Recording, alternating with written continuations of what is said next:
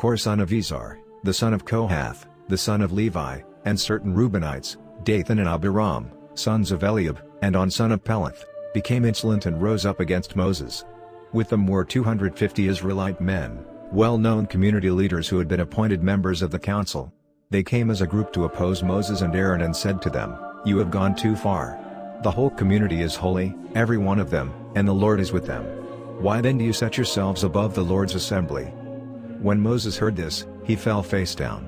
Then he said to Korah and all his followers, "In the morning the Lord will show who belongs to him and who is holy, and he will have that person come near him. The man he chooses he will cause to come near him. You, Korah, and all your followers are to do this. Take censers and tomorrow put burning coals and incense in them before the Lord. The man the Lord chooses will be the one who is holy. You Levites have gone too far." Moses also said to Korah, "Now listen, you Levites.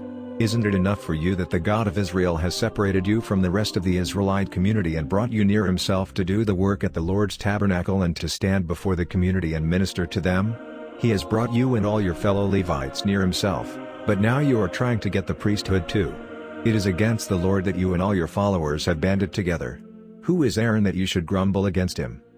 Then Moses summoned Dathan and Abiram, the sons of Eliab. But they said, "We will not come.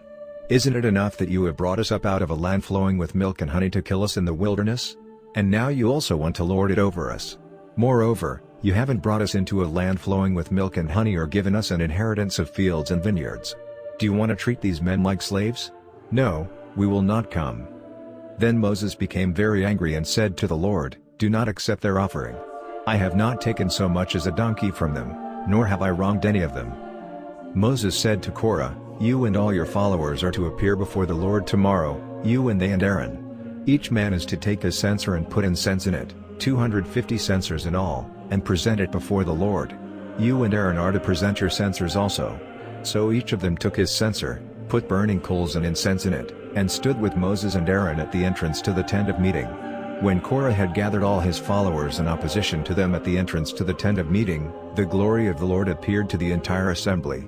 The Lord said to Moses and Aaron, "Separate yourselves from this assembly so I can put an end to them at once."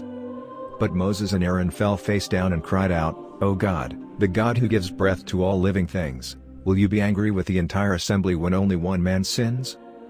Then the Lord said to Moses, "Say to the assembly, move away from the tents of Korah, Dathan, and Abiram." Moses got up and went to Dathan and Abiram, and the elders of Israel followed him. He warned the assembly, "Move back from the tents of these wicked men. Do not touch anything belonging to them, or you will be swept away because of all their sins."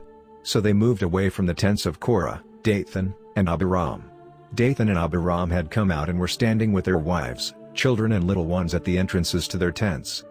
Then Moses said, "This is how you will know that the Lord has sent me to do all these things and that it was not my idea. If these men die a natural death and suffer the fate of all mankind, then the Lord has not sent me. But if the Lord brings about something totally new, and the earth opens its mouth and swallows them, with everything that belongs to them, and they go down alive into the realm of the dead, then you will know that these men have treated the Lord with contempt." As soon as he finished saying all this, the ground under them split apart and the earth opened its mouth and swallowed them and their households, and all those associated with Korah, together with their possessions. They went down alive into the realm of the dead, with everything they owned. The earth closed over them, and they perished and were gone from the community. At their cries, all the Israelites around them fled, shouting, "The earth is going to swallow us too." And fire came out from the Lord and consumed the 250 men who were offering the incense.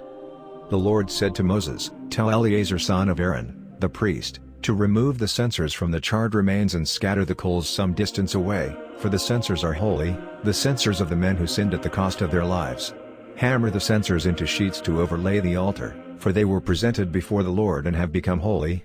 Let them be a sign to the Israelites." So Eleazar the priest collected the bronze censers brought by those who had been burned to death, and he had them hammered out to overlay the altar, as the Lord directed him through Moses.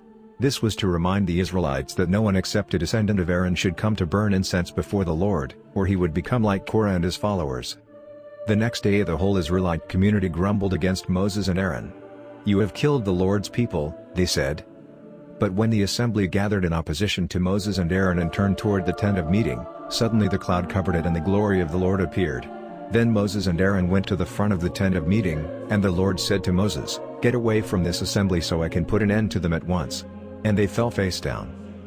Then Moses said to Aaron, "Take your censer and put incense in it, along with burning coals from the altar, and hurry to the assembly to make atonement for them. Wrath has come out from the Lord, the plague has started."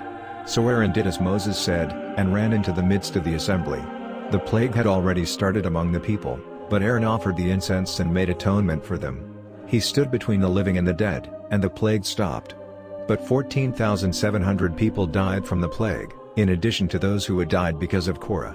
Then Aaron returned to Moses at the entrance to the tent of meeting, for the plague had stopped.